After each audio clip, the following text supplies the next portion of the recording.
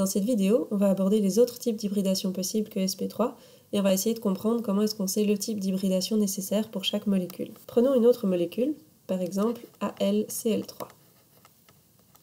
Ce qui nous intéresse, ça va toujours être l'atome central de la molécule, donc ici l'aluminium. On va commencer, comme pour le carbone dans CH4, à écrire la configuration électronique de l'aluminium. L'aluminium, il possède 13 électrons, du coup sa configuration électronique va être 1s2, 2s2, 2p6, 3s2, 3p1. On remarque tout de suite qu'il y a 3 électrons de valence dans l'aluminium, puisqu'il y a 3 électrons au total dans les orbitales qui ont un n égale 3.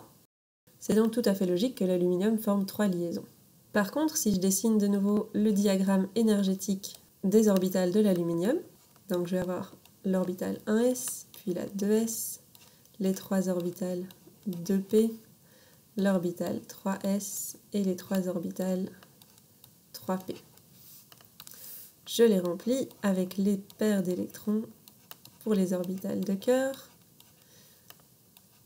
Et puis, j'arrive à ma couche de valence. Donc ici, c'est la couche de valence. Mais on voit de nouveau que les électrons ici ne vont pas être dans la même orbitale et donc ne sont pas à la même énergie.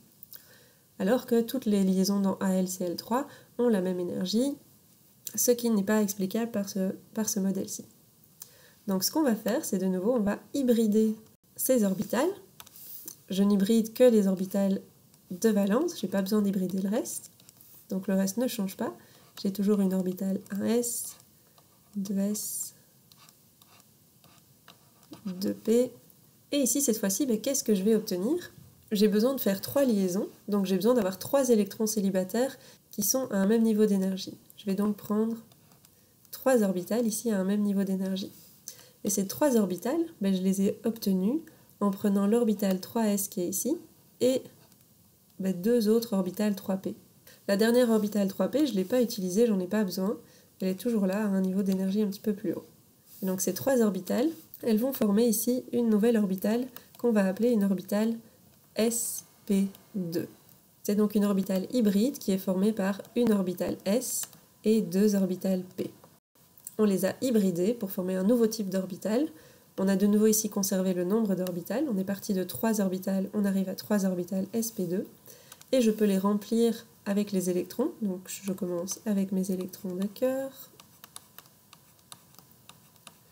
Et comme les 3 orbitales sp2 sont d'un même niveau d'énergie, je vais mettre un électron célibataire sur chaque orbitale sp2. Et l'orbitale 3p qui est au-dessus, elle n'est pas utilisée, il n'y a pas d'électron dedans. Et donc dans ce cas-ci, la molécule d'AlCl3, elle n'est pas hybridée sp3 comme dans CH4, elle est hybridée sp2. Alors vous commencez peut-être à remarquer quelque chose, hein. Le nombre de liaisons va nous donner une idée de l'orbital qu'on doit avoir. Alors quand je dis le nombre de liaisons, c'est un petit peu un raccourci. Et on va voir ça avec l'exemple suivant. Regardons cette fois la molécule de C2H4.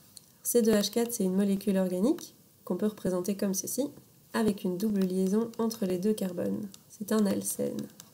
Donc le carbone est toujours l'atome central dans ce cas-ci. On a déjà écrit sa configuration électronique que je vous remets ici. 1s2, 2s2, 2p2. Il y a donc toujours bien 4 électrons de valence.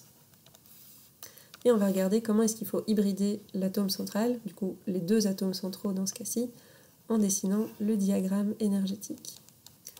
Donc j'ai une orbitale 1s, puis une 2s plus autant d'énergie, et ensuite 3 orbitales 2p. Je remplis les orbitales avec les électrons, et puis je me demande comment je vais hybrider tout ça.